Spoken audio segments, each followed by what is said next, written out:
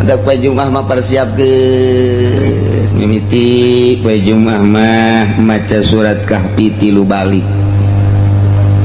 Pada subuh teh surat Kahfi, alhamdulillah bismillahirrahmanirrahim alhamdulillahilladzi anzala ala 'abdihi alkitab wa lam yaj'al lahu 'iwaja qayyiman, terus eta nangis 3 balik beres eta Yasin 3 balik poe Jumat teh pagawean poe Jumat beres eta maca Tabarok sabalik, terus Waqiah sabalik, Ar-Rahman sabalik, kabelah dituna engke maca Ti'amma yatasaalun datang ka Qul a'udzu birabbin nas. Ulah disangka pagawean poe Jumat teh endang ngarokok belon amat sih. Kudu geus kolot betah pagawean poe Jumat. Terus orang berangkat ke masjid, siapkeun salat tahiyatul masjid, sholli sunat tahiyatul masjid rakatain, Allahu akbar, beres duha 8 rakaat, mantas duha salat tasbih 4 rakaat, beres diuk dawaitu an a'takifa fi hadzal masjid sunnatan lillahi ta'ala, langsung maca sholawat 100 balik dur aja. Eta mantep jasa takos kitu teh, nikmat ngadengekeun mah ngalaksanakeun boro-boro. Atuh teu kitu ge setengah-setengah kitu. Henteu kos kitu jasa-jasa parapat kos kitu. Geus urang poe Jumat mah wayahna tukang usaha lurak lirik heula kaburu teh teu Jumat. Nu bagus libur geus poe Jumat ulah usaha. Keuntungan dunia sabara duit poe Jumat, tapi keuntungan akhirat mun diuk di masjid jadi ngagoloncong ka sorga. Coba di dunia paling hebat melimio lah keuntungan poe Jumat, tapi cicing di masjid di jam 8 datang ke Jumat, waduh eta ngemplong lawang-lawang sorga. Mun urang dideleukeun mah mata hate urang tadinya moal daek, urang usaha moal daek.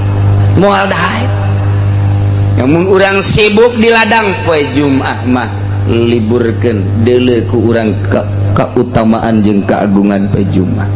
Sallallahu alaihi Muhammad sallallahu alaihi wasallam.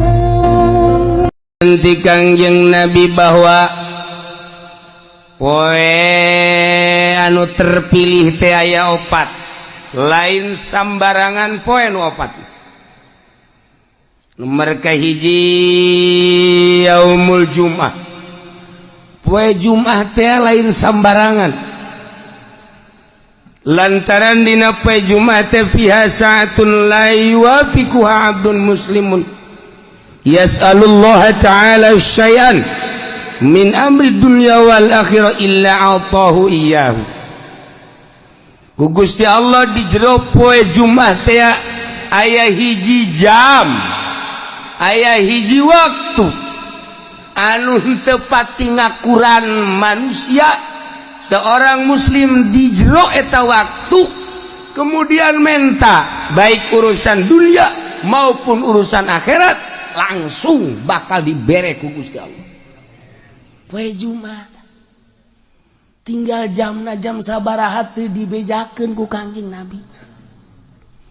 Apakah tas subuh, apa jam genep, apa jam 7, apa 8, 9, 10, apakah jam 12, apakah mantes Jumat atau asar, teu dibejakeun ku Kangjeng Nabi. Maksud teu dibejakeun abeh full sapoe Jumat teh ulah ka mamana. Ulah kamu coba lamun dijelaskan. Oh iya teh waktuna teh jam 12 atau jam 12 kabehan ngintip jam 12 atau jam hiji ngintip jam henteu pokona mah sampai Jumat bae. Ulah aya nu sempet ka pasar, ulah aya nu sempet ka kantor, bangkrut negara. Ulah aya nu sempet bae ka mamana ka sawah pa Jumat mah geus bae ge kelantas bae 10 tasbihna 9 jual hiji atuh siapa jualan keneh bae. Nah, ieu poe Jumat lain lalagaan. Sebutna ge Sayyidul Ayyam. Rajana poe Jumat. Mentak diprediksi mungkin bae waktu ijabahna teh sabada azan Jumat. Sabada azan. Tah, sabada azan di dinya waktu ijabah. Cek sakaol sabada salat sunah. Begitu azan langsung salat tas setelah salat sunah. Cek sakaol mah memeh imam naik ka mimbar didinya gegeraan mentak. Begitu imam keur naik, ya Allah minta dunia Gusti. Mobil.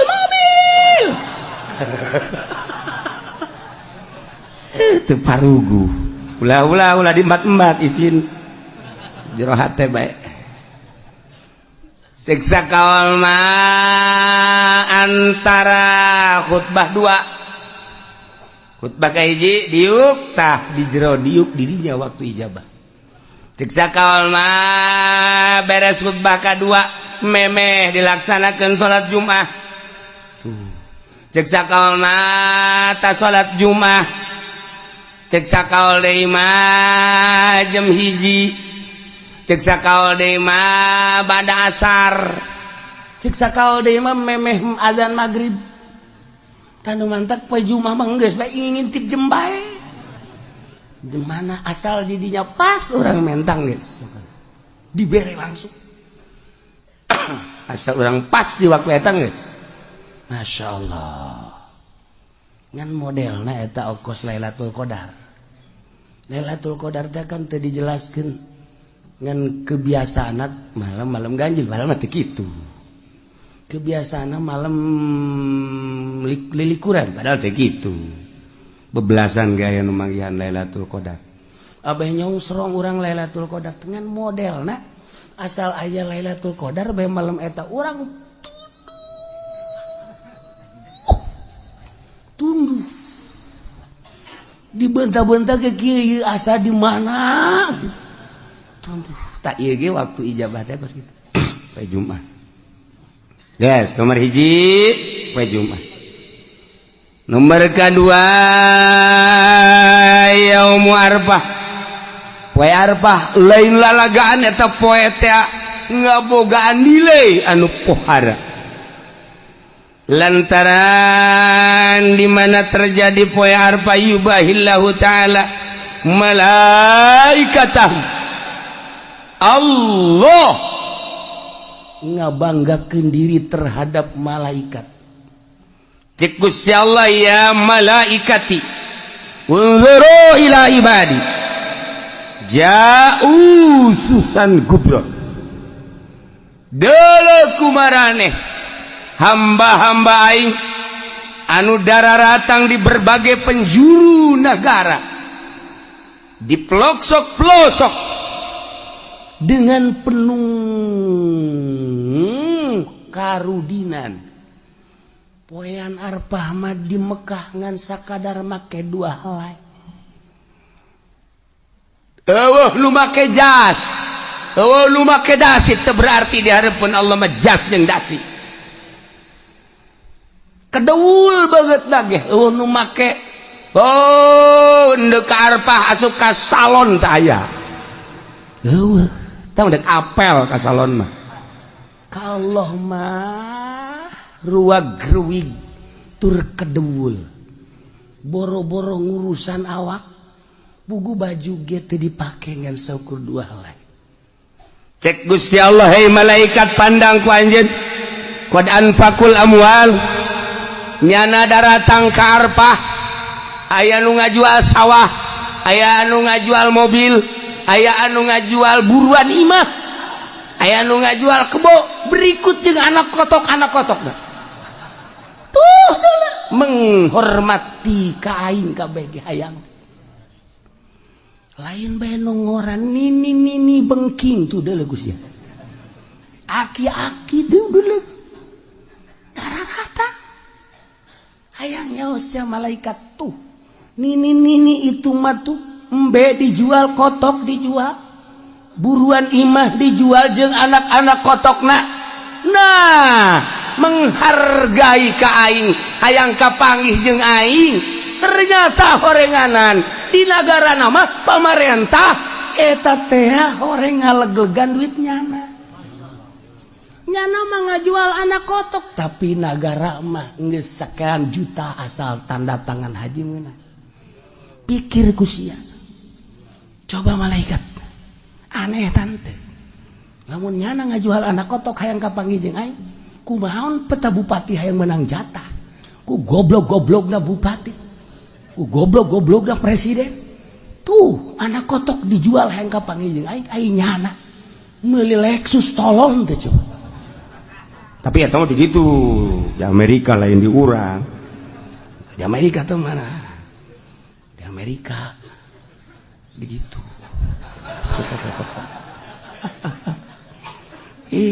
Sedih orang. Haju ngadagoan nagis ya nyaho malaikat. Aya anu 5 tahun.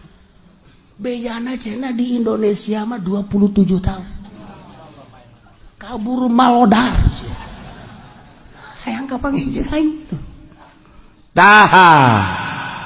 Saksian ku aranjeun kabeh geurage. Hajuat Abul Abdan. Isyhadu inni ghafartu lahu. Tidak terkecuali nu aya di Arfah ku aing dihampura kabeh dosana. Untung jasa jelema nu di Arfah. Untung jasa jelema nu di Arfah. 2 tah poe Arfah. Hiji poe Jumat, 2 poe Arfah. Geus urang ge atuh poe Arfah geus ulah make ihram bae. Heeh, sanajan di dieu ge. Kunaon mengaji pene make ihram, nah aing nurutan di Arfah bae sakieu teh geus teh. Ya kieu bae geus set. Aju daharna ge di lapangan. Nurutan di Arfah bae Bae di ditu. Ulah nyisiran manaan kayak anakna mawa ka grogol misalnya.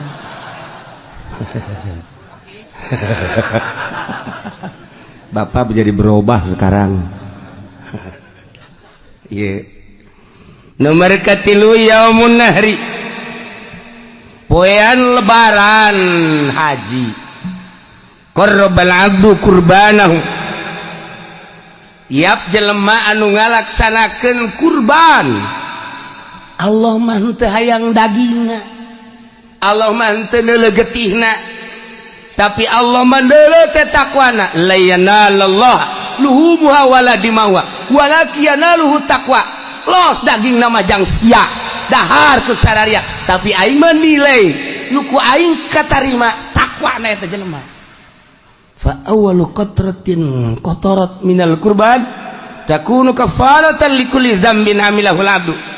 Setiap tetesan getih nu nyeclek katana nu dipencit ku hiji jelema maksudna korban eta teh ngajadikeun pangampura dosa. Setiap tetes trak mangkaning sabaraha gelaseuh getihna. Ieu getih sacek-celek bae suara jasa. Ieu lah poe lebaran. Mulia jasa. Teu bisa urang kuari mah mencit korban kuari teu bisa. Di luar bulan haji urang mencit korban teu bisa. Eta mah ngan sakadar poe eta we poe lebaran jeung tasrek 3 poe. Lamun jelema boga duit kemudian henteu mencit korban rugi jasa. Rugi jasa. Lantaran keur ditongton ku malaikat. Kararieu be malaikat Coba tuh si haji itu boga sebenarnya namanya duit. Pan bangunan nyokotan daging bae. Ulah neulekeun tunjuk aing atuh. Biasa bae. Aduh. Sabarupa teh ditongton ku malaikat. Malaikat tongton kieu. Ya Allah, mana coba situ. Ji, pan situ mah duit loba ge teh Coba situ. Cet, tuh. Malaikat, oh di itu tuh. Di itu masjid. Laporan, ya Allah. itu mah tuh anu mah di anu mencit cek Allah guys bukakeun lawang sorga dibuka lantaran geus dihampura dosa. Masya Allah pokokna mah geus siapkeun kuari duit jeung celengan jang meuli kebo sapoe 1 juta urang jeung celengan duitnya di mana? Geus amun sapoe 1 juta teu bisa sapoe 500.000 yang celengan berarti namun kuari datang ke lebaran 14 poe. Nah jadi berarti lamun 500.000 seperti itu berak kabeli gitu embe Garut bude teh wah cenah kiai duit teh boga tuh sakitu mah geus bae tuh sapoe 100.000 berarti kuari datang ke lebaran seberapa 1 juta. Nah kabeli embe cisoka embe kacang nu leutik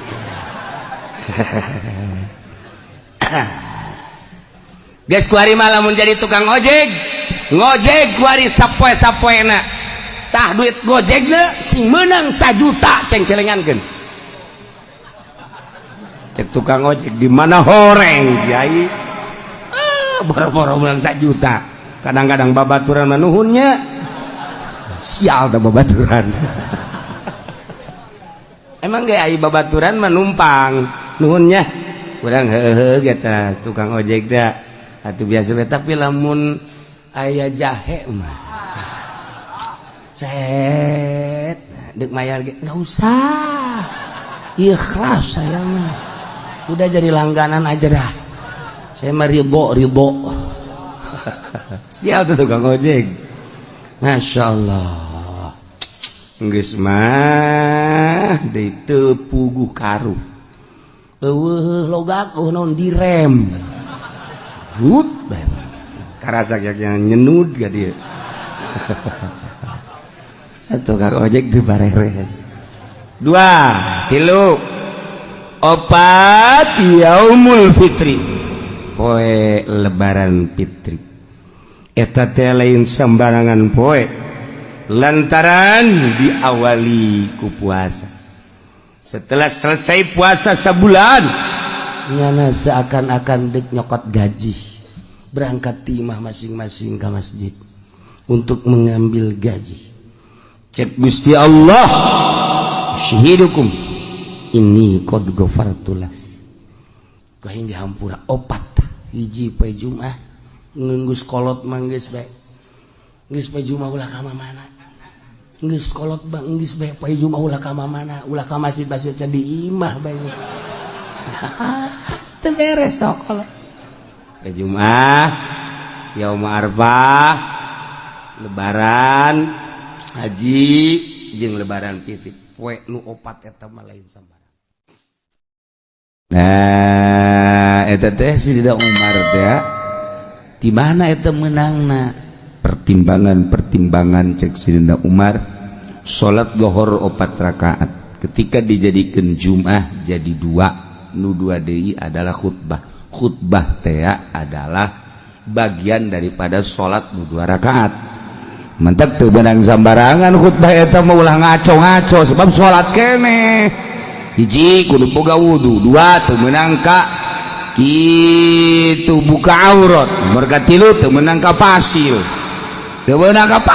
lantaran salat keneh mata ulah acak-acakan banyak khutbah sagala nyaritakeun kabeh khutbah nyaritakeun Agustus khutbah jarang nyari teu beres eta mah khutbah salat nu 2 rakaat teh jadi khutbah mentak geus teu bagusna teh kudu tarjamah nya teh salat pengertianana salat geus lamun deuk ditarjamah meunang cek fikih narjamahkeun nu dibaca lain ader-aderan ieu kuarikan ader-aderan tungtung nama urang jadi hebat henteu ngadengikeun khutbah sugan tambah takwa aja henteu ya karena itu tah geus bandingan bahasa Arab daripada besi ngarusak meundang diterjemahkeun narjamahkeun babacaan nu dibaca anu dibaca dengan sabaris ai ngacona boh mun teu di trek ku masyarakat trek terus bae terus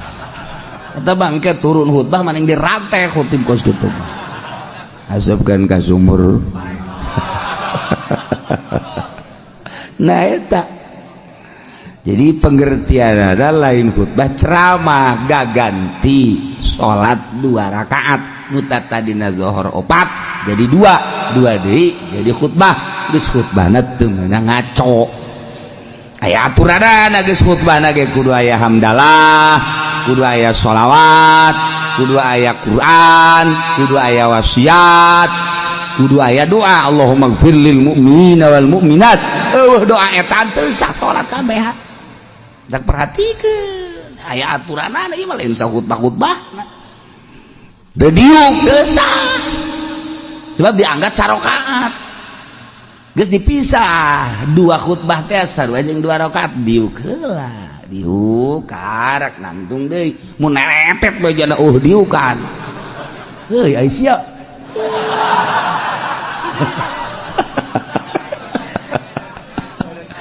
goblok sia aing garusak salat aing sia.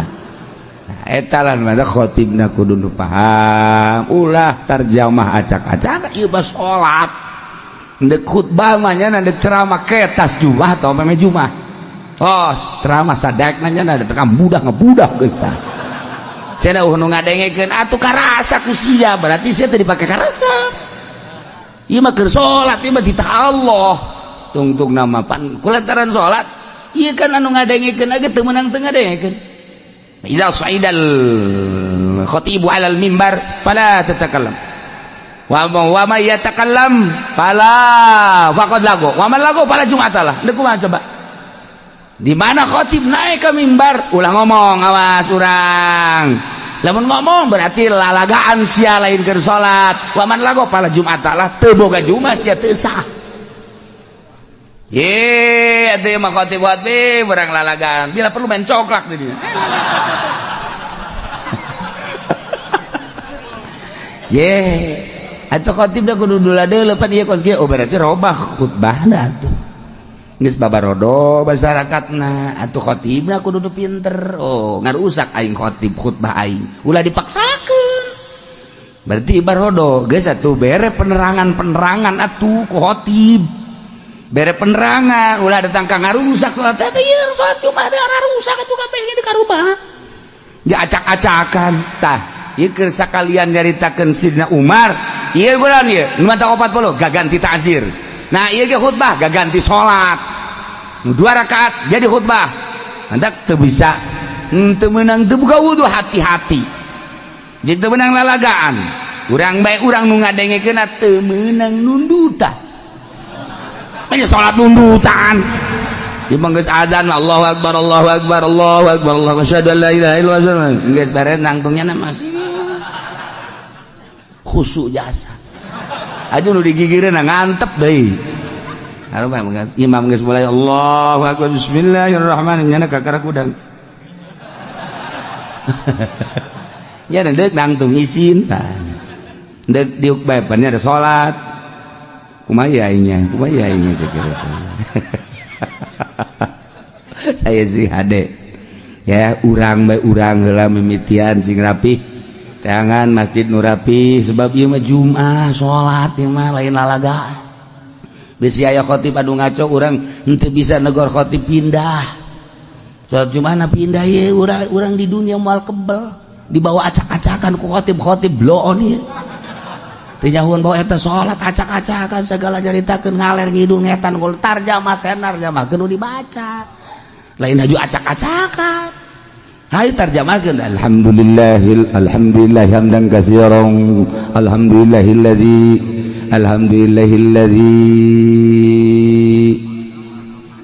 alhamdulillah sia ngaco aing mah kagok aing ku suara sia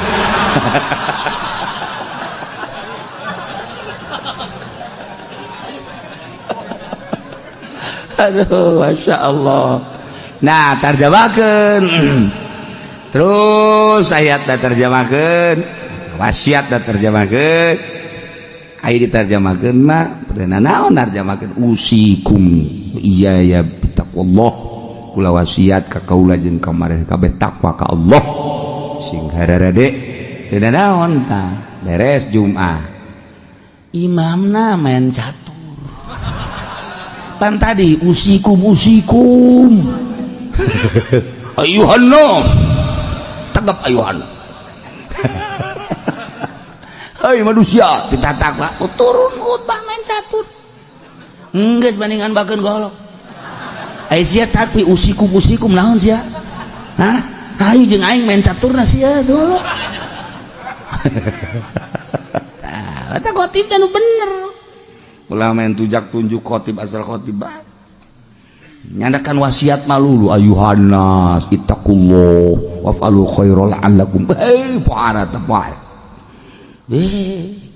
urang-urang kadinya teh ka khotib Assalamualaikum salah jangan nonton TV aing teh senang khotib kos kitu. Ya Allah ya Rabbi ieu kan salat masalahna ai ceramah mah kipudoli acak-acakan lolos tah lain salat tamanya nama sapira bisnis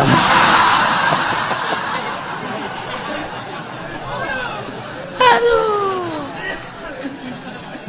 ieu kudu bageus tepati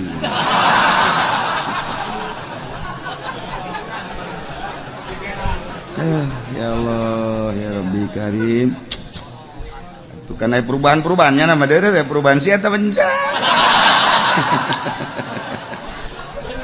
kadangnya aku orang kutub berapa nih coba ge jadi bayar ngomong ke aku tuh berapa di kos gitu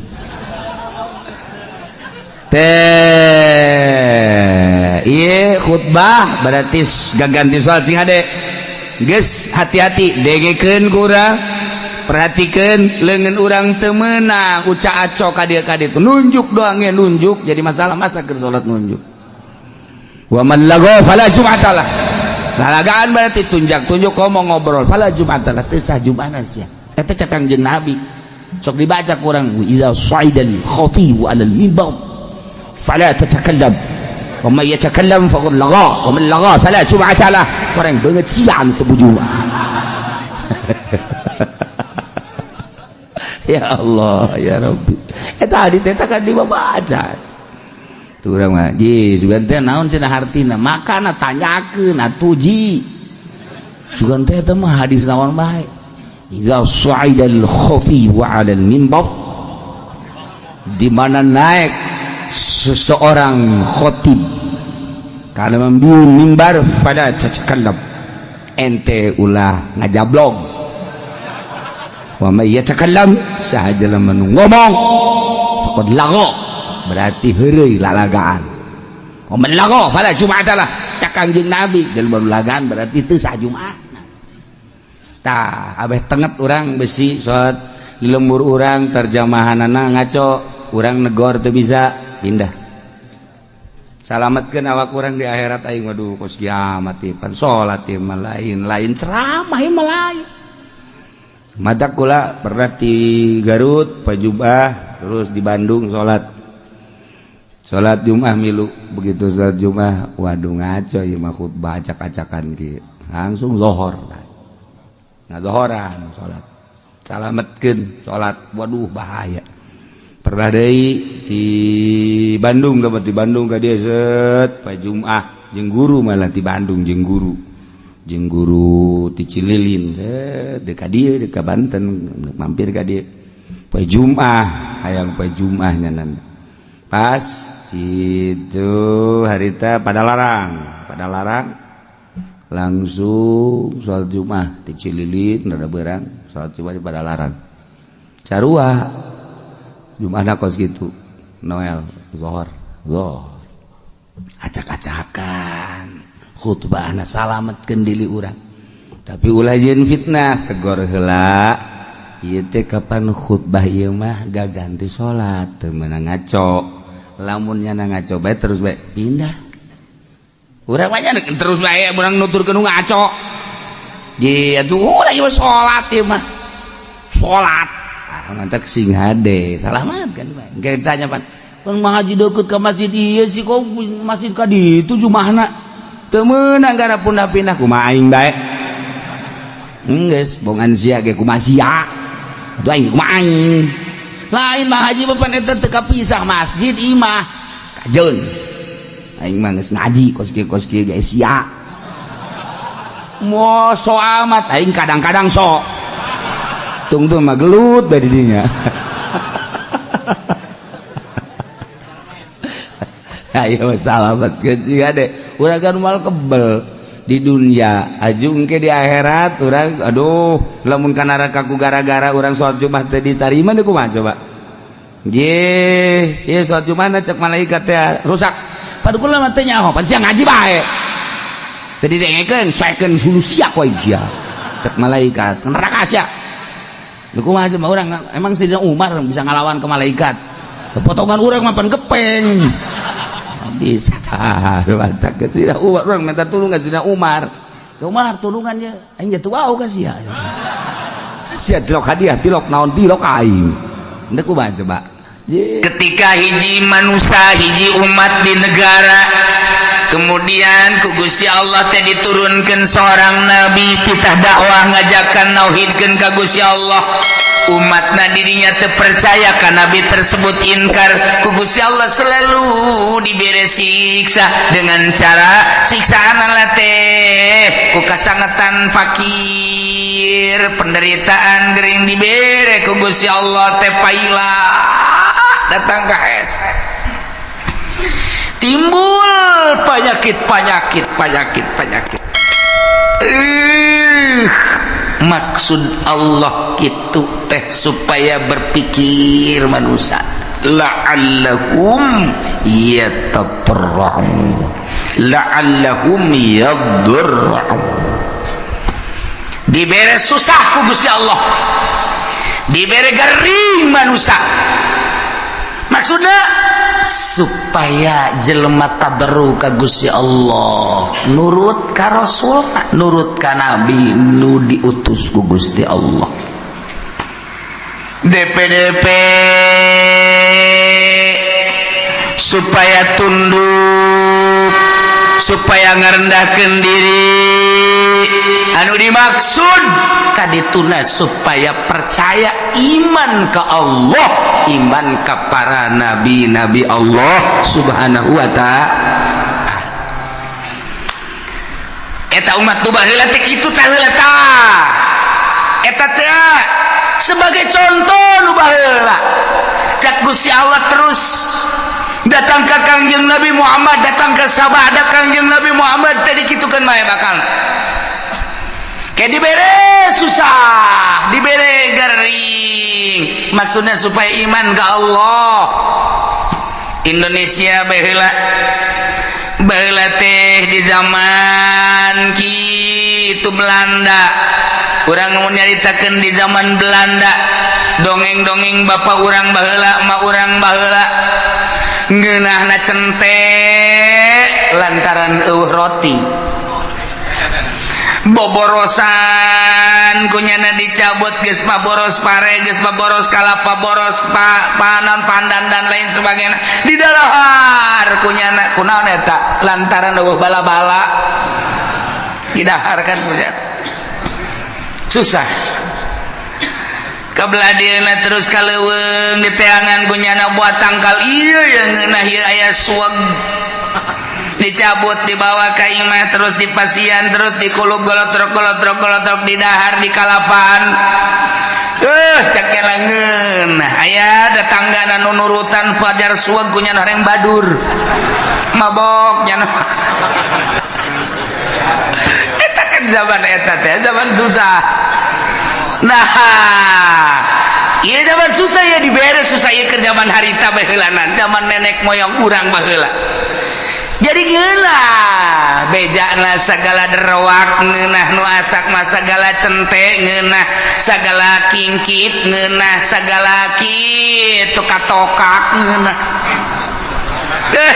sagala rupa kudu eta atuh kapan eueuh dahareun nu aya eta atuh geus lamun urang nyaritakeun zaman kamari ieu nyabot dangder Masya Allah segede jempol teh di pasianan di dahar atah-atah isuk-isuk ku amis yaknya nak loba dahar kuari mah teu nyeri beuteung kunaon sebab eueuh dahareun zaman eta mah ngeunah jasa zaman kula bae ge lamun urang ngadahar kitu nyaritakeun tentang ngadahar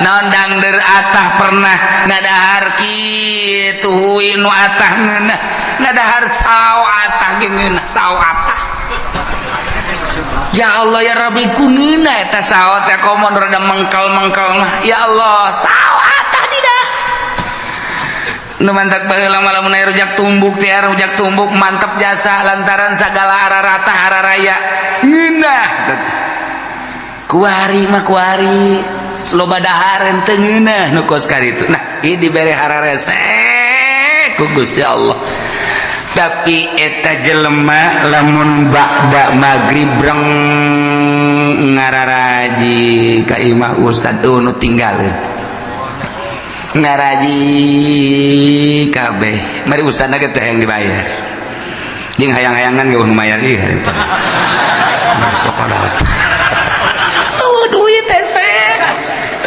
aduh bisa jana maca Quran aju anu rada gede mah pan baheula ngajina teh rada panderi mimiti nu ngejah heula aju nu garede geus ka Quran aju balik-balikna kan ka masjid di masjid paling jago nyana nakol bedug hiburanana teh nakol bedug hiburanana sakitu dagdidug geus eta hiburan nyana sakitu doang geus baheula mah aman bere ka belah dieuna terus mahmur ku Gusti Allah teh terus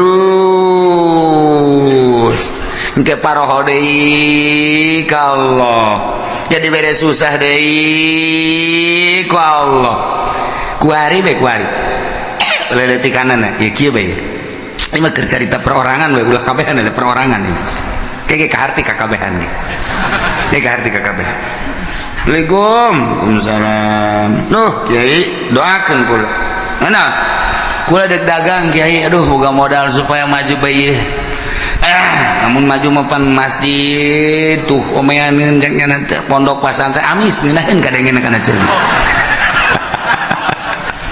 ngeunaheun biasa geus pokona mah kula mah ibadah bae geus doakeun ge padahal teh doakeun ge wae sugih subeng ini keur cerita perjalanan ieu cek kieu itu sing bener itu sia dagang kayak seminggu datang deh kedua minggu datang deh wah gede hiji Waalaikumsalam roh bari geus dia bantingkeun kopeh ge blek sia kunaon ngabantingkeun puyang cenah kieu doakeun ieu kunaon hayang bisa ngazakat cek dah mantap jasa eta ngomong hayang bisa ngazakat berarti hayang sugih kan hayang bisa ngazakat cenah kulit teh bisa ngazakat lain hayang sugih teh ingkur hayang bisa ngazakat hayang nyaho ibadah zakat sia ngomong pinteran teh tah berarti hayang sugih ya doakeun lagi cenah kudu maju guys doakeun sebulan sekali datang sebulan sekali terus dibere maju ku Gusti Allah nu ka hiji maju nu ka dua maju blek rada lambat kayak makanya 3 bulan sekali Assalamualaikum Kiai hampura teu bisa ka dieu bulan-bulan kamari mah ku ada sibuk masalah sih ieu mah doana bae geus Kiai set balik deui nya ka Jakarta atau ka gede satahun teu datang Waalaikumsalam aduh Kiai kula ngan bisa lebaran doang cenah ieu ka dieu kurang emang sibuk cenah masyaallah geus doana bae Kiai mah pokona mah jauh di mata dekat di hati masalah segala dalil segala tuh dalil-dalilnya na tuh gak masalah beli mobil mulu plang nggak teka kiai asal teka kiai baik berarti sholat ke wallahu a'lam sholat ke wallahu a'lam aya zuhur ke asar henteu aya asar zuhur henteu kabelah ditu zuhur henteu asar doang zuhur mending geus sekaligus ulah henteu keur ngalamun mah sholat ngana ge henteu deui sugih diberi amruk menang 5 tahun sugihnya nah, atau 10 tahun berapa dunia tuh ngaranna datang deh Kiai mage Waalaikum Waalaikumsalam lu Kiai benaon jadi duh orang kos kieu nya Kiai aya kamar wajang gua ledek mondok bae macem-macem sakitu mondok nek naon geus teu kuat cenah hirup ieu horeng kos gila dunia sakumaha kieu di dongeng-dongeng munaon emang amruk kieu dagang bara tahun 10 tahun ulah teu ka dieu sakali da ka dieu kula amruk aing mah pake kokoset bae tuh Gus ya teu meunang tak kieu ngomong kos kitu teu meunang ieu keur carita doang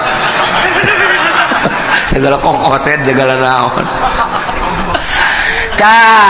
ieu keur carita bae jelema susah datang ka kiai berarti kan carita kiai berarti nyana ngadeukeutan Allah senang poh ka kiai kajian ieu mah keur carita ka kiai padahal mah hakikatna mah ngajauhan ka Allah kan tuh jauh keur susah mah jelema deukeut ka Allah keur senang mah jauh ka Allah nu matak hebat jasa jelema lamun keur loba sagala deukeut ka Allah hebat jasa carang jelema deukeut ka Allah teh mun geus kajepit jasa tinggal buntut tapi utak bae eta bisa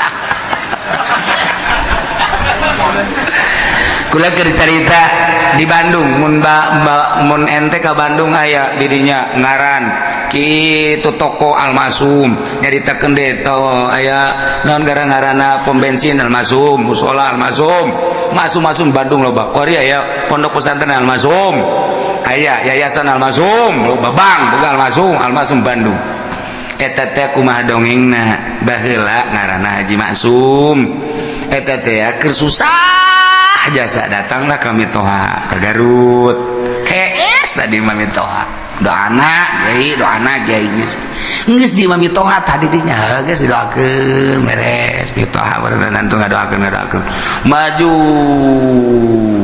maju ambruk deui tas maju teh teu ka imam Mitoha teu ka imam Mitoha ambruk ka imam Mitoha deui oh maksudnya deng deui di imah teh deui biasa doakeun maju na teu kira-kira pohar aja sah miliuder Bandung geus lah geus datang ka pae teu kapanggih geus teh masalah ieu keur carita masalah itu masalah nyana ge teu bermasalah ieu mah keur carita kos kitulah dunia poho dunia mah ka Allah tah ka Allah tah datang ka pae teh teu kapanggih teh jeung mitoha tah lantaran nyana teh urusan dunia Masya Allah karim aya deui moal dicaritakeun tah di Bandung aya anu boga kitu Majalaya nu boga pabrik samping keur susah datang ka guru kula datang terus ada senam oh susah deui datang deui di datang oh senang deui terang senang pohara jasa senang kadeuleuna padahal hutang gede senang baheulana poho ka eta dunia mah kos kitu dan mata ku Allah ieu keur nyaritakeun di dieu ieu keur nyaritakeun ieu teh wa ma arsalna fi qaryatin min nabiyyin illa akhadna ahlaha bil basa'i wad dharra tepati ngutus kaula ka hiji nagara diutus seorang nabi kecuali ku kaula teh disiksa ahlina nu mantak disiksa lantaran teu percayaeun ka nabina ngabohongkeun ka nabina ku Allah disiksa na teh lain di kukumaha heulanan dibere kesulitan yakni kapakiran dibere kageringan gering luar biasa keur carita perorangan cara tadi keur cerita secara umum keseluruhanana anu diberenya susahnya gering ieu mah naon kitu ngaranna murag di tangga katipah tangga nya susahnya gering geus pupurieun ieu mah aju diusir ku pemajikanana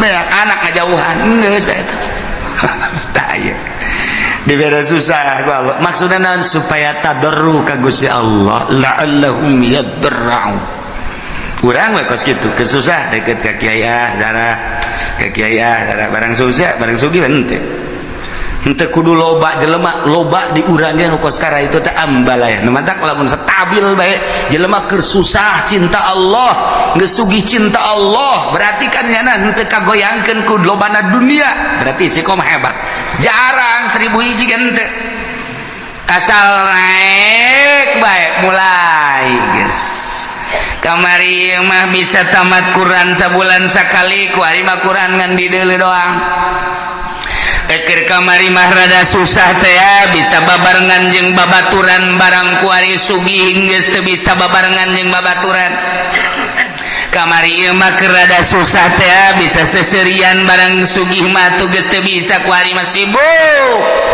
Bandung teh, Surabaya teh, Singapura teh, Jakarta teh. Eta teh kos karari itu teh. Engke poho ninggalkeun setik kan itu. Urang bae kuari. Lah malah ke salat sunah lah. Tin miti teh salat sunah. Terus kabeladiana ke mabadiah bae lah. Cuma qobliyah jeung badiah henteu. Kabeladi itu nama bisa-bisa teu salat. Kabel itu bisa teu salat. Tak eta kos karari itu tah. Eta teh teguran ti Gusti Allah. Nah, jelema diutus Nabi ku Gusti Allah. Sebuah negara lantaran kacau teringat ke Gusti Allah. Utus Nabi dakwahnya sagesa dakwah teu percaya disiksa ku Allah, dibere kesulitan. Carana teu hujan-hujan. Lamun geus teu hujan atuh taneuh dangkal batal teu jadi. Mimiti nu kesulitan teh kapan munding sapi domba. Kabelah dieuna jelema kesulitan lantaran teu aya cai ti luhur teh diturunkeun cai ti handap panas eueuh cai. Cigolah jelema nang Allah cak Allah ayo coba sia dek kumaha. Dek kumaha coba baheula turun Nabi. Kuari mah wali Allah. Wali Allah mah teu kanyawan. Ulama nyaritakeun ulama kade cek kiai teh sing loba dumadeus ka Gusti Allah. Urang ti Allah dibere umur ku Allah, bakal balik ka Allah, persiapkeun urang yang menghadap ka Allah. Kemudian sing hade urang ieu lempang di taneuh Allah. Urang mah bangun tenang-tenang bae padahal mah taneuh Allah teh neuleukeun ka urang, langit neuleukeun ka urang, tangkal kayu neuleukeun ka urang. Urang mah teu boga asa dideuleukeun, teu boga rasa dideuleukeun. Kok kaditu teu boga rasa dideuleukeun ku Gusti Allah. Jauh ka Gusti Allah, malah judi, malah mabok. Teguran ti Gusti Allah, dibere susah. Susah, kesulitan. Higi kuari-kuari keur ditegor ku Gusti Allah. Pabrik balalangkrut kuari. Nu geus di PHK leuwih ti 50%. Pulang kampung kuari. Pabrik nu ayana ge encan jelas. Manajemen geus teu jalan lantaran ekspor impor teu jalan. Sebab dolar makin naik. Kuari geus 13,4. Kadituna lamun 14 geus leuwih parah deui. Antara pembelian bahan baku jeung produksi jeung penjualan teu seimbang. Sehingga PMHK-an anu dilobakeun. Lamun kuari encan jelas bakal datang ka iraha, maka pabrik mulai gulung tikar.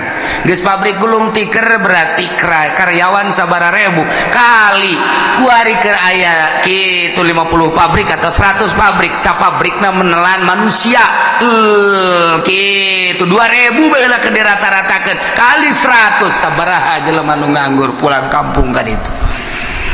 Terbengkalai nu boga kontrakan nu tadina ngandalkeun kontrakan di daharna teh tajang sagala rupana kontrakanna ditinggalkeun maya listrik bapan terus bae nu geus eueuh nek kumaha tinggalnya bae tambang mana gantung diri bae gitu ya mulai itu terbengkalai je bang di urang kumaha pasarkan kuari kurang geus teu jalan hatina teh jalan teh kumaha jalan mah ala kadar jalan tapi kan lain cara biasa aset anu biasana satu hari menang 1 juta kuari mah teu menang 500 acat teh keur carita nu leutik carita nu gede ieu encan jelas datang ka irahana encan jelas. Nah ieu keur dicoba ku Gusti Allah nu tenang-tenang santri doang. Santri suka mikiran pabrik henteu, santri mikiran tani atuh henteu, santri memikiran perekonomian tuh nanti nyawa tanya ka ekonomi ka politik tanya santri mah sebabnya nama jadi wali ka apa menanya wali santri ya tuh tenang wae nya ngitung bae we cenah geus supaya balik-balik Assalamualaikum seuseuri ya padahal mah kolot-kolong duh anak aing geus datang deui bae bah poe balik deui ka pondok kudu aya duit 1 juta boh aduh sekolah tenda aing ngakak di anak aing je aya duit berangkat eueuh duit kula moal geus susul loba omong ada kira ka pondok deui pondok meuli je Samsu kieu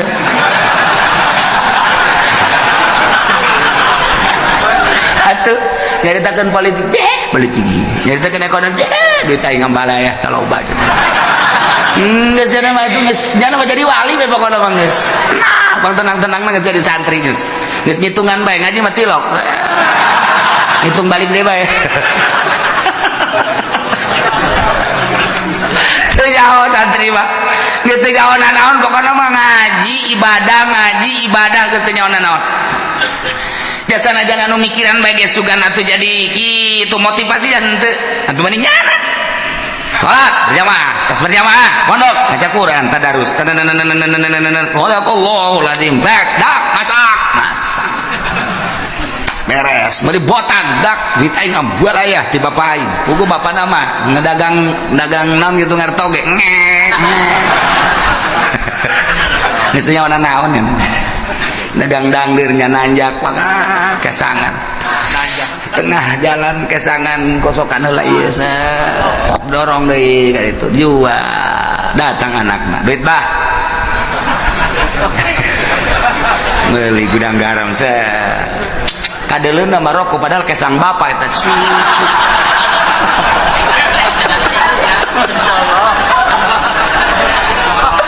tapi juga boga pikiran eta henteu ja bapana ge ikhlas karena Allah lantaran cek bapana aing ridho jasa aing dagang dangdeur capek ge tah pake ngabiayaan sia komo sia bisa ngaji teu bisa ngaji ge aing nitipkeun ka sia teh keur macaan Quran ngajelaseun Quran hadis eta teh ucapan Allah ucapan Kangjeng Rasul geus atuh pokona mah aing mah penting mah sorga bae coba mantep teh coba yeay kolotna ge senangeun ya eta geus teh nyanaan di dalam akhirat coba sakola hayo mere duit tak 3 juta jadi ibadah wallahu a'lam nu dibaca anak kitab naon dan lain-lain sebagainya jadi ibadah kalau wallahu a'lam datang deui minta duit hak tak dipake poya-poya ku anakna keur carita bener bae heulanan sakolana wallahu a'lam jadi ibadah wallahu a'lam teh ge buka tuh hate sia bego kalau teh ieu mah keur nu capek bae tah mere ka anakna keur carita bisa ngajina geus pohara keur teu bisa ngajina dicatet ku malaikat masyaallah anakna cicing di pondok keur berjuang ngalaksanakeun pembacaan kitab Allah dawan Rasulullah dawan ulama dibiayaan ku bapana anu ngantar wasilah ngabiayaan anakna memeh anakna ka sorga kudu bapana heula amin sa anak sia teu sakola teu mondok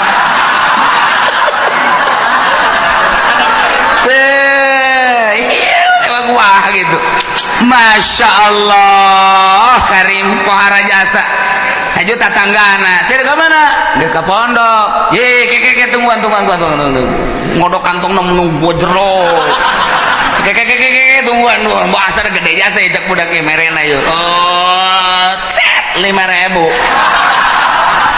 ceknya nanti aing nggak daguan ngodok kantong mangel ya 5.000 doang dari sakit mereka nih Masya Allah mandak kula inget baik kula mau lebih bejakeun jelema waktu kula keur mondok aya seorang pengusaha sok mere ka kula tah dek kapanggih aya deui urang di nu sok mere tek datang ka kuari inget baik kuari geus marah naon kuari sok dihadiahan bae ku kula bu aing baheula teh meuli kitab dibiayaan ku eta seorang pengusaha tah kuari sok dihadiahan bae lah galati anu ternyata ge pasti aya aya teh leungit tah hate teh eta nyana ngabiayaan teh sok mere mun balik sok mere aya deui dulur an munda balik menta teh mah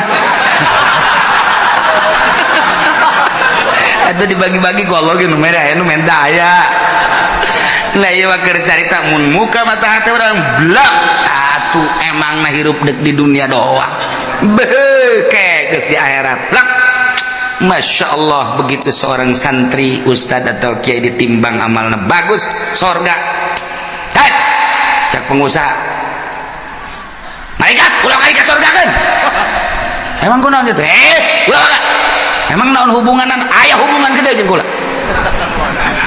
ulang ke sorga kan ji naon heula tanyakeun eta kitab nu dibaca kunyana nang meuli saha tanyakan tad emang boga kitab nang malikeun saha aya nang malikeun Pak Anu bener tuh Bapak Anu mana tuh rangkulannya bari ngarangkul bang ngarewas ajak atuh ka sore Jadi tuh usul lain mah pokoknya mah iya ustad bisa baca Quran bisa baca kitab pan kitab nanti bapak bejakan ka Gusti Allah eta kitab nang ti bapak gitu bejakan tadi tuh di cek ustad tuh bisa gitu bejakan ka malaikat ya beja malaikat bebeja Gusti jadi aya nu ngotot bayi bungo saya hayang milu ka sorganya na emangnya na boga amal naon amal nama tepati bagus dan melikeun kitab eta sabab wasilah santri bisa ngaji ku sebab dibelikeun ku jana jeung sok dibiayaan ku jana aduh cak Gusti Allah geus ka sorgakeun mah je lamun urang neuleuh kadinya teh emang kumaha gitu ulah-ulah eta kapan dongeng Kangjeng Nabi aya jelema nu maot teu boga amalna naon ulah ka dikanarakakeun ka Kangjeng Nabi pan gitu coba sugan wau tante nyana teh pernah ngaji tante jeung kiai tanya pernah ngaji henteu pernah bareng jeung kiai teh kitu bejakeun pernah bareng jeung kiai teh henteu wau teh jeung kiai bejakeun wau teh jeung kiai henteu ieu mah berapa mau sorongan ieu mah gaji tilok wau henteu bareng henteu pan puara tah mah coba pernah henteu ka imah kiai bae tanya siapa pernah ka imah kiai henteu masyaallah ya henteu henteu Kangjeng Nabi liwat tanya liwat pernah teu ka kiai barang ditanya si pernah teu liwat teh mah mun liwat pernah eta ge neangan embe kula leungit liwat ka imah kiai aya nu ngomong eta cenah imah kiai jadi kula nyawa geus ka sorgakeun berarti nyana eta nyahoeun ka imah kiai je atuh komo nu ngararaji di dieu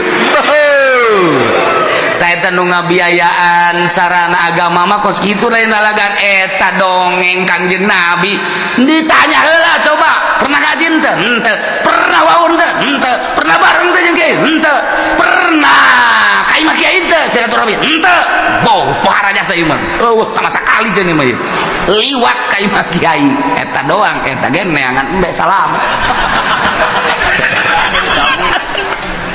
tuh mau imah ngabiayaan kan pohara jasa Masya Allah nah ialah tepati-pati kaulah ngutus seorang nabi ke hiji negara kemudian bangsana jeung umatna ngabohongkeun ka eta nabi kecuali kaulah nyiksa ka ahli negara eta ku cara dibere kesempitan kesusahan anu luar biasa perekonomian teh jalan pertanian teh jalan dan lain-lain sebagainya teh jalan sulit luar biasa wadbarro jeung penderitaan garing timbul gering-gering segala gering darah tinggi segala darah rendah segala ginjal segala macam-macam garing jelema teh geus mah kitu segala makroni segala diet sirah dan lain sebagainya bahkan aya penyakit anu dibawa ke dokter teh geus ngecek melalui ronsen melalui kitu SG teu kapanggih penyakitna cek dokter cek-cekna sehat buku gering tapi cek dokter sehat bapak ini udah pulang aja sehat buku gering bingungnya lagi aing gering dipajar sehat dokter bodoh guys bukunya nana geringnya nana ngarasakeun tapi cek dokter teh melalui ronsen penyakitan melalui penyakitan darahna bagus ya teh bapak sehat ceknya cek jantung sehat cek paru-paru ge sehat tapi nyana nangis teu bisa kicep-kicep acan cek dokter pulang bapak sehat aing gering ceknya teh nah ini bukan bagian dokter coba ke sono ke Jampang Surade takut ada gaang di dalam perut nih coba nah iya geus teu kapagieun ku dokter ge geus teu kapagieun dibawa ku ari ka kulon ka Pandeglang kaca dasari aya di dinya teu nu make iket ini penyakitnya cekel ping-pingna keluar paku tuh tuh paku kos kieu aya di jero awak untung bisa hees ge cakna teh Masya Allah cak nu nganter tuh lamun 3 kilo mah bisa pakai ngabangun tah paku mana aya di jero awak kudu aya pakuan segala bohong boro-boro paku urang ka surah ge leutik jasa nyeri jasa tuh paku sok badak kieu mah urang teu percaya bae itu canya nanti apa ieu mah tidak selesai ieu mah moal selesai dicokotan kieu mah sebab di imah ieu mah aya ora hideungan kudu mayar ieu mah segala apel jin segala apel jurig segala naon wah tambah cai tambah daun eta bener apa nu kitu bohong nu gara itu aya penyakit itu bener teh eta mah ngabohong dukun ngaranna disiksa ku Gusti Allah. Maksud Allah mere peringatan la'allahum yabra'un, supaya DPDP, supaya tunduk rendah diri kadituna iman ka Gusti Allah. Nu kafir supaya iman, supaya percaya ka utusan Allah. Anu geus iman ka Allah supaya balik tobat ka Gusti Allah, supaya mantep menghadap ka Gusti Allah Subhanahu wa ta'ala.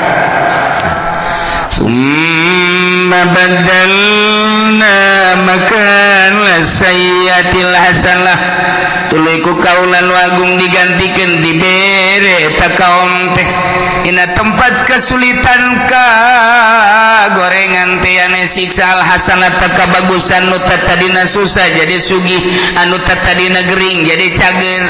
Ku ari mah ku Gusti Allah teh dibere mahmur, anu tadina dibere susah, dibere gering ganti ku Gusti Allah. Dibere ku ari mah tina tadina panas jadi tiis, tadina teu jarara di taneuh teh jadi tadina perekonomian macet ku ari jadi makmur terus jadi jalan dan lain sebagainya. Geus kasimpulan nama susah jadi sugih, gering jadi sehat, hatta afau sehingga tina subur tambah harta, tambah loba munding, tambah loba sapi, tambah loba domba, tambah loba ayam gitu kene. Kendaraan tadina boga motor hiji jadi dua jadi tilu mobil gitu kene. Bahkan jeung pamajikan ge nambah tadina hiji jadi dua jadi tilu ku makmur-makmurna masya Allah. Pohar anak baradakan jadi loba hatta afau tadi dengan boga anak hiji dua ku ari mun ditanya ti bibit tu itu 10 bibit tu itu 10 bibit tu itu 10 opat bibit jadi 40 geus lamun dek lebaran mudik jang anak doang nyewa bus hatta afau bahmur jasa ibu pohar jasa kumaha eta dikitu-kitukeun ku Gusti Allah ke dibere susah ke dibere sugih ke dibere gering ke dibere cager.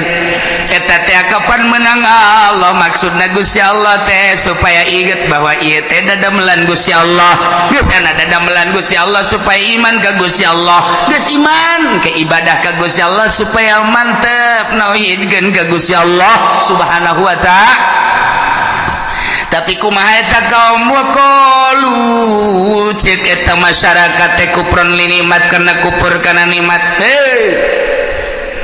sing hade tama kikituan teh kod masa abaana dara wa sarra bapa moyang urang baheula ge osok dikitu-kitu baheula ge lain osok dikitu-kitu emang geus terjadi ke susah ke sugih engke paila engke subur tiba heula ge kitu ke perekonomian macet ke perekonomian teh jalan atuh tiba heula ge derek moyang urang ge kitu sarua jeung urang ieu teh ulah ditekadkeun bahwa ieu ti Allah wa hadhihi adatud dahri ieu mah emang geus kos kitu bae kaayaan zaman masa.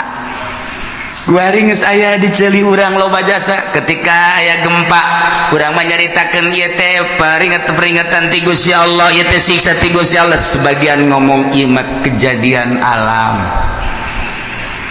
Caritakeun angin topan deg urang mah nyaritakeun ieu teh peringatan ti Gusti Allah siksa lantaran di dinya teh aya sumber maksiat anu teu katahan, mungkin bae perzinahan, mungkin perjudian, mungkin bae di dinya teh segala kredit dan lain sebagainya disiksa ku Gusti Allah. Tapi nya nama lain, ini mah kejadian alam. Ada tuh dahri emang geus biasa zaman mah kos kieu. Jadi kan tsunami dah peringatan ti Gusti Allah. Urang mah nyaritakeun ieu teh peringatan ti Gusti Allah. Nya nama lain kejadian alam. Lantaran di urang antara nu mukmin jeung nu fasik jeung nu kafir loba, dedengean loba. Tapi ka urang lolobana dah kejadian alam eleh mukmin tuh teger di televisi ngomong ini adalah merupakan peringatan dari Allah siksa titik geus kuduna kitu ieu lain kejadian alam nyaritakeun kejadian alam malulu teu harayang aing mah ngadengeun ge eueun tegas ka kitu tak ka Allah hati-hati kita kembali kepada Allah. Kudu mah ditipik itu hai para kafir-kafir. Iman kepada Allah. Coba nyana di sel geus lah pokona. Nih kan guru ieu mah kejadian alam deui, kejadian alam deui. Da iya jelema nu kalalupur nikmat teh ngomongna teh qad masa'abana darra wa sarra. Urusan kos kieu mah atuh bapa moyang urang emang kakeunaan baheula aya susah aya sugih, aya panas aya tiis, aya masyarakat aya meunang kitu ngaranna aya keur paila aya keur subur. Atuh baheula ge karari itu ke Gusti Allah diberi angin ke Gusti Allah engke ge aya angin ke gempa. Emang ieu mah wahadi ada tu dahri walaysat bi hukumatin minallah, lain siksa Allah. Ieu mah kejadian alam. Tiba heula na geus kitu nurun ka urang ayeuna nu mantat caknya na geus pakunu ala ma antum ala geus sing araya maneh mah maneh bae geus ulah nyaritakeun Allah Allah geus mah lain siksa Allah lain kejadian alam. Maka lamun ku Gusti Allah geus diperingati melalui paila melalui panas tapi teu daek iman ka Gusti Allah, teu daek sadar merendahkan diri ka Gusti Allah, ketunggu cek Gusti Allah ujung-ujungna fa akhadnahum baghtatan wa hum la yashurun. Teh ku Gusti Allah disakalikeun siksana baghtatan teh sekaligus kaget sekonyong-konyong wahum la surun bari manehna teu nyaho kana waktu datang na memena sugan aya kitu warning sen-sen teu aya langsung bae. Emang kamari ieu waktu aya tsunami Aceh teh emang aya peringatan teu aya jeger kabeh ka bawah. Waktu kamari ieu di Padang emang aya peringatan awal geus ku Gusti Allah diperingati awal-awal. Tapi kaberani itu udah tetap teiman gak gempa sabaraha ribu manusia anu henteu disalat. Teu Sukabumi gempa, Garut gempa, Yogyakarta gempa. Nu kuari mata anu ceulian nu pengkor anu leungeunnan dan lain sebagainya masih kadeuleu kene kurang Yogyakarta teh. Tapi tetep teu iman ka Gusti Allah. Awas cak Allah. Namun ku aing kuari peringati melalui panas, ku aing diperingati teu aya hujan, sawah-sawah batela dan lain sebagainya hawa anu sakieu geus henteu benyatu jeung urang panas luar biasa. Eta teh sing inget sia-sia teh nang aing, ieu cuaca nang aing, panas nang aing, balik atuh ka aing cak Gusti Allah. Lamun sia balik ka Allah aman ku aing sia. Tapi lamun sia teu balik ka aing ieu kejadian alam. Deleukeun ku aing sia. Lamun ku aing teu didatangkeun bagtatan awas tuh. Mun ngeri.